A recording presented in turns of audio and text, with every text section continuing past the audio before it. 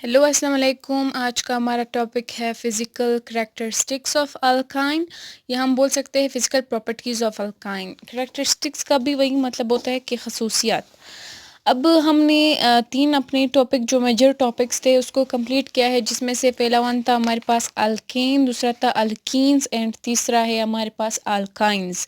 Alkynes भी हमारा complete हो गया है, लेकिन इसकी फ़िज़िकल प्रॉपर्टीज़ हम पढ़ेंगे। इसके बाद हम इसकी रिएक्टिविटी भी पढ़ेंगे, इसके रिएक्शंस पढ़ेंगे, तब जाके हमारे पास ये थर्ड टॉपिक भी कंप्लीट हो जाएगा, जो कि एलिफेटिक कार्बन मोस्टली कंप्लीट हो रहा है। तो फिजिकल करेक्टरिस्टिक्स ऑफ अल्काइंस में ये होता है, अल्काइंस का मतलब कि जिसमें हमारे पास ट्रिपल बॉन्ड प्रेजेंट हो, उसके खसूसियात हमें ये बताते हैं कि जो पहली खसूसियात उसकी ये है कि हमारे पास कलरलेस होते हैं, यानी इसकी कलर नहीं होती। ऑर्डरलेस होते हैं, ऑर्डर का मतलब होता है स्मेल, इसकी स्मेल नहीं होती एक्सेप्ट एसिटाइलिन। एसिटाइलिन हमारे पास एक ऐसा अल्काइन मेंबर जो कि उसका ऑर्डर जो है वो गार्लिक ऑर्डर होता है। अब ये हमारे पास क्या होता है, अब यहाँ पे आप देख रहे होंगे एसिटाइल इन। अब ये आप लोगों को लग रहा होगा कि ये तो अल्कीन्स कैटेगरी से ताल्लुक़ रख रहा है, ये कैसे अल्काइन्स में आ रहा है। तो एक हमारे पास होते हैं ट्राइवियल नेम, एक हमारे पास होते हैं आयुपेक नेम। अब इसका जो ट्राइवियल नेम होता है इथाइन का, ठीक है, इथाइन, तो उसका स्टाइलिन हम देते हैं, स्टाइलिन नाम होता है, ठीक है। तो इसलिए आप लोगों ने कंफ्यूज नहीं होना कि यीन यहाँ पे आ रहा है तो ये हमारे पास अल्कीन से ताल्लुक़ रख रहे हैं, नहीं। ये ट्राइवियल नेम है या कॉमन नेम हम बोल सकते हैं ऑफ इथाइन। इसका ऑर्डर जो है वो गार्लिक ऑर्डर होता है। जो हमारे पास लहसुन होता है इसकी तरह इसकी स्मेल होती है, लेकिन ये हमारे पास क्या होता है, एक केमिकल कंपाउंड होता है, ठीक है। हमारे पास एसिटाइलिन का फार्मूला होता है CCH, यानी इथाइन है, सिंपलेस्ट हाइड्रोकार्बन है, और इसका फार्मूला हमारे पास है C2H2, ठीक है। और ये हमारे पास एक केमिकल कंपाउंड है, और ये हमारे पास कलरलेस होता है, इसकी भी कलर नहीं होती, और इजाफियली हमारे पास यूज़ होता है, ठीक है। अब ये क्या होता है, एसिटाइलिन हमारे पास अनस्टेबल होता है, अपने प्योर फॉर्म में ये हमारे पास अनस्टेबल होता है, लेकिन अगर इसको हम देखें सॉल्यूशन में, ये हमारे पास फिर स्टेबल होता है। ये हमारे पास जो हमारे पास वेल्डिंग होती है, वेल्डिंग में जो वेल्डिंग जो टॉर्च लाइट टॉर्च होती है, जो लाइट आप लोग देख रहे होते हैं, पिक्चर में भी आप लोग ये देख रहे होंगे। कॉमन जब हम वेल्डिंग वालों को देखते हैं, जिससे वो यानी उसकी जो टार्च निकलती है, या टार्च से किसी चीज़ को प्रिपेयर करते हैं, तो वो जो वेल्डिंग होती है वहाँ पे हमारे पास एसिटाइलिन जो है वो यूज़ होता है। इसके अलावा हमारे पास एजाफ्यूल भी आप लोग देख रहे हैं कि एसिटाइलिन जो है वो यूज़ हो रहा है, जो कि इम्पोर्टेंट सिंपलेस्ट है अल्काइंस कैटेगरी का, बट ये इसके यूजेस काफ़ी ज़्यादा है। जो हमारे पास सेकंड प्रॉपर्टी है वो ये है कि first 3 members ethyne, propyne, butyne room temperature में गैसेस होते हैं। ये हमारे पास गैस है, ठीक है। तो इसके साथ अब पहले हमारे पास सबसे पहले ये तो अब 2 से स्टार्ट हो रहे हैं, 2 3 4 2 3 4 कार्बन वाले हैं, लेकिन जो पहला कार्बन वाला था वो हमारे पास मीथेन आ रहा था, ठीक है, मीथेन, जो कि पहले भी अल्कीन्स कैटेगरी में मैंने बताया था कि मीथेन सिर्फ हमारे पास अल्केन्स में आता है, क्योंकि उसमें एक कार्बन प्रेजेंट होता है। तो एक कार्बन वाला सिर्फ मीथेन जो है वो हमारे पास अल्केन्स में आ रहा है। बट अगर हम अल्कीन को देखें, अल्काइन को देखें, तो वो हमारे पास इथीन और इथाइन से ही स्टार्ट होते हैं। तो इथाइन इथाइन से ही स्टार्ट होते हैं। तो इसलिए क्योंकि इसमें 2 कार्बन से स्टार्ट लेते हैं हम, क्योंकि 2 कार्बन के बीच अल्कीन में डबल बॉन्ड होती है और अल्काइन में हमारे पास ट्रिपल बॉन्ड होती है। तो इसलिए हम हमारे पास जो अल्कीन और अल्काइन्स का पहला स्टार्टिंग वाला होता है वो हमारे पास इथीन या इथाइन से स्टार्ट होता है। मीथेन सिर्फ अल्केन्स में आता है, क्योंकि उसमें सिंगल बॉन्ड भी हमें चाहिए होता है, और वहाँ पे सिर्फ एक ही कार्बन इस्तेमाल होता है, और वहाँ पे सिर्फ सिंगल ही बॉन्ड होते हैं। तीसरा हमारे पास फिजिकल प्रॉपर्टी ऑफ अल्केन है कि अगर 4 तक हमारे पास गैसेस है रूम टेम्परेचर में, रूम टेम्परेचर से मुराद है 25 डिग्री सेल्सियस हम ले सकते हैं, ठीक है। और 4th ब्यूटाइन के बाद जो हमारे पास मेंबर आएंगे अल्काइंस के, यानी 5 कार्बन से लेके 12 कार्बन तक, वो हमारे पास लिक्विड होंगे, ठीक है। और फिर C12 से कार्बन 12 के बाद से जितने भी मेंबर्स आएंगे अल्काइंस के हायर मेंबर्स, वो हमारे पास सॉलिड होंगे। तो ये तीसरी प्रॉपर्टी थी। फोर्थ हमारे पास बता रहे हैं कि इसका मेल्टिंग पॉइंट। मेल्टिंग पॉइंट से आप लोगों को पता होगा कि जब हम टेम्परेचर देते हैं, ठीक है, किसी सॉलिड को हम मेल्ट करते हैं, वो हमारे पास मेल्टिंग होता है। तो सॉलिड को लिक्विड में जब कन्वर्ट करते हैं तो वो हमारे पास मेल्टिंग पॉइंट होता है। तो मेल्टिंग पॉइंट हम ये भी कह सकते हैं एक ऐसा पॉइंट है जिससे सॉलिड और लिक्विड जो है वो हमारे पास इक्विलिब्रियम पेज में होते हैं। यानी सॉलिड से जब लिक्विड बन जाता है तो वो लिक्विड फॉर्म में, सॉलिड फॉर्म में ही यानी एक हम बोल सकते हैं कि इक्विलिब्रियम होता है, इक्विलिब्रियम पॉइंट है। मेल्टिंग पॉइंट एक इक्विलिब्रियम पॉइंट है लिक्विड और सॉलिड के बीच में, ठीक है। तो ये हमारे पास मेल्टिंग पॉइंट और बॉइलिंग पॉइंट। बॉइलिंग पॉइंट से आप लोगों को पता हो, इससे मुराद है कि जब हम किसी चीज़ को बॉयल करते हैं, मिसाल के तौर पर अगर हम पानी को बॉयल करते हैं तो जो पानी का प्रेशर होगा, ठीक है, वेपर प्रेशर, जो पानी का वेपर प्रेशर होगा वो एक्सटर्नल प्रेशर के इक्वल हो जाए तो वो हमारे पास बॉइलिंग पॉइंट होता है। लेकिन यहाँ पे हम अल्काइंस की बात कर रहे हैं। अब हम जिस चीज़ को बॉयल कर रहे हैं उसका जो वेपर प्रेशर होगा वो एक्सटर्नल प्रेशर से इक्वल होगा, तब हमारे पास वो बॉइलिंग पॉइंट कहलाएगा। डेंसिटी से सिंपली आप लोग समझ रहे होंगे कि डेंसिटी का मतलब कसाफत होता है। अगर सिंपली हम समझने की कोशिश करें, जो हमारे पास आइस होता है उसकी डेंसिटी क्या होती है, वो आइस जो है वो पानी के ऊपर फ्लोट कर रहा होता है तो उसकी डेंसिटी कम होती है। तो अब हम क्या होता है, melting point, boiling point and density. जब हमारे पास मॉलिक्यूलर मास बढ़ेगा, ठीक है, इंक्रीज होगा, तब हमारे पास density, boiling point, melting point definitely जो है वो इंक्रीज होंगे।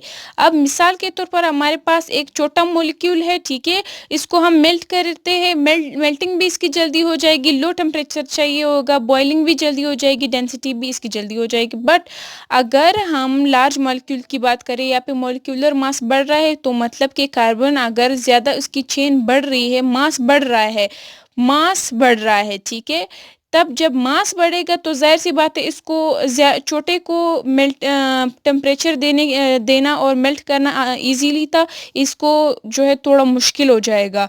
तो जैसे जैसे मोलिकुलर मास बढ़ता जाता है, ये तीनों यानी डेंसिटी, बॉइलिंग पॉइंट और मेल्टिंग पॉइंट तीनों जो है वो इंक्रीज होंगे।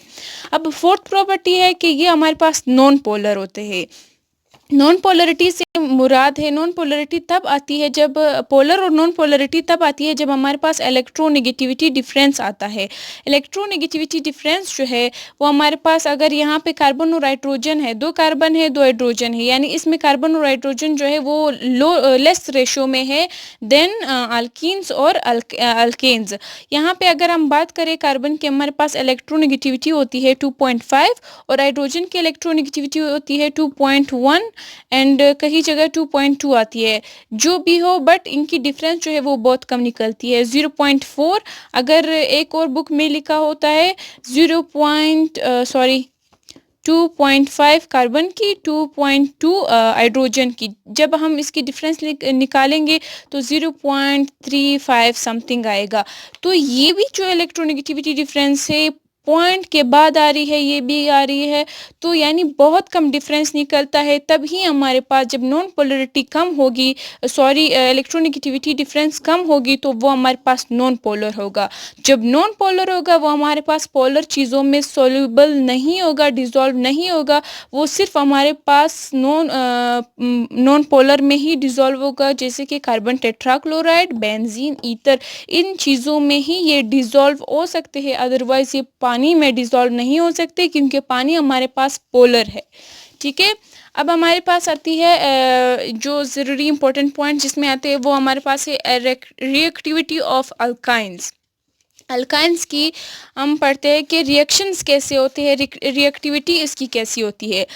अल्काइंस में हमारे पास जो कार्बन होता है उसमें हमारे पास ट्रिपल बॉन्ड प्रेजेंट होता है, जो कि पहले भी मैं बता चुकी हूँ, उसमें ट्रिपल बॉन्ड प्रेजेंट होता है। जैसे कि ये, उसमें से जो एक होता है वो सिग्मा बॉन्ड होता है, जो दो होते हैं वो हमारे पास पाई बॉन्ड होते हैं, ठीक है। अब जब ये 2 कार्बन बॉन्डिंग में होंगे, 3 बॉन्डिंग में, उसके इलेक्ट्रॉन्स इस तरह पड़े होंगे, यानी electron density higher between carbon atom के बीच में जो दरमियान में होगी इलेक्ट्रॉन डेंसिटी यहाँ पे ज़्यादा होंगी। ठीक है, तो यहाँ पे इलेक्ट्रॉन की डेंसिटी ज़्यादा होने से मतलब ये है कि ये ट्रिपल बॉन्ड जो है वो लेस रिएक्टिव होगा टूवर्ड्स इलेक्ट्रोफाइल रिएजेंट।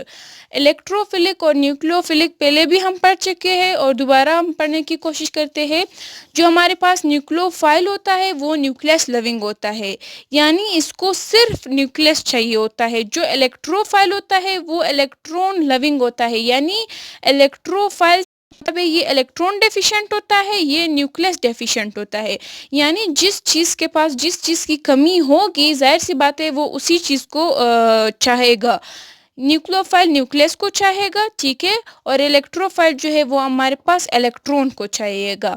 अब हमारे पास यहाँ पे इलेक्ट्रॉन ज़्यादा है, ठीक है, तो अब यहाँ पे हमने पढ़ा है कि ट्रिपल बॉन्ड जो है वो less reactive towards electrophile reagent. ठीक है, यानी ये यहाँ पे रिएक्ट इतना नहीं कर सकते जैसे कि न्यूक्लियोफिलिक रिएक्शन इसके हो सकते हैं। अब ऑर्गेनिक केमिस्ट्री एक ऐसी केमिस्ट्री है जो कि बहुत कंसेप्चुअल है, जैसे कि आपको सबको पता है। अगर इसमें से आप ट्रिक यानी खुद से ट्रिक बनाएंगे, खुद से समझने की कोशिश करेंगे, तो केमिस्ट्री ऑर्गेनिक केमिस्ट्री आप लोगों के लिए बहुत इजी बन जाएगी। और मैं तो ये सजेस्ट करूँगी कि आप लोग स्टोरी फॉर्म में याद करें। अब ये जब ट्रिपल बॉन्ड बन गए हैं, ठीक है, कार्बन टू कार्बन, अब ये सारे इलेक्ट्रॉन आ रहे हैं एक दूसरे से बॉन्ड बना रहे हैं, ठीक है। अब हमें ये पता है, ये देखिए ये यहाँ का न्यूक्लियस है, ये यहाँ का शेल है, ठीक है। शेल में जो इलेक्ट्रॉन है इन्होंने बॉन्डिंग बनाई है।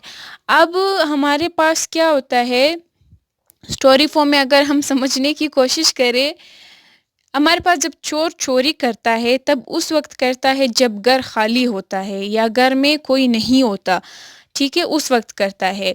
लेकिन अगर कोई चोर जाएगा बीच में, ठीक है, तो वो तो मर ही जाएगा, ठीक है।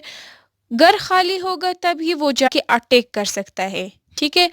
सेम केस यही है इलेक्ट्रोफिलिक रिएजेंट के, ये जाके इजीली रिएक्ट नहीं कर सकता, ठीक है, क्योंकि इसको इलेक्ट्रॉन चाहिए और इलेक्ट्रॉन सारे एक दूसरे से बॉन्डिंग में है।